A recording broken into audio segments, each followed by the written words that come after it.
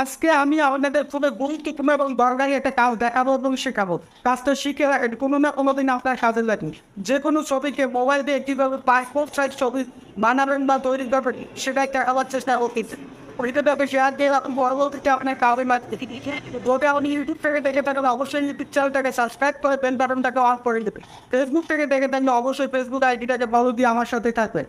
যে কোনো ছবিকে পাসপোর্ট সাইজ তৈরি করার জন্য বা পাসপোর্ট সাইজ ছবি তৈরি করার জন্য আপনাকে যেতে হবে ক্রোমে পাসপোর্ট সাইজ ফটো মেকার। এই পাসপোর্ট সাইজ ফটো মেকার লেগে সার্চ করবেন। প্রথম যে ওয়েবসাইট আসবে সেই ওয়েবসাইটে যাবেন। আসার পরে যে দেখতে পাচ্ছেন আপলোড ইমেজ, এই আপলোড ইমেজে ট্যাপ করবেন। গ্যালারি থেকে আপনি একটা ছবি নিয়ে নেবেন, উপর থেকে ডান করে দেবেন। এরকম একটা ইন্টারফেস আসার পরে ব্যাকগ্রাউন্ড চেঞ্জ করার জন্য এই যে দেখতে পাচ্ছেন পতাকার মতো আইকন, এই পতাকার মতো আইকনটাতে ট্যাপ করুন। এখান থেকে আপনি কালার চেঞ্জ করে নিতে পারবেন, এভাবে এভাবে চেঞ্জ করে নিতে পারবেন। আমি লাল কালারটা রাখলাম। দেখতে পাচ্ছেন পোশাকের আইকন, এই পোশাকের আইকনটাই ট্যাপ করবেন। এখান থেকে আপনি ছেলে মেয়ে দুটোরই পোশাক পাবেন। আপনার যেটা ভালো লাগে, আপনি ছেলে হলে ছেলে পোশাক দিবেন, মেয়ে হলে মেয়ের পোশাক দিবেন। আমি আপনাদের পোশাক লাগিয়ে দেখাচ্ছি। এটা আমি পোশাকের উপর ট্যাপ করলাম। এই যে দেখতে পাচ্ছেন ছবিটা কিন্তু কমপ্লিট হয়ে গেছে। এখন আপনি যে কাজটা করবেন এখান থেকে ডান করে দিবেন।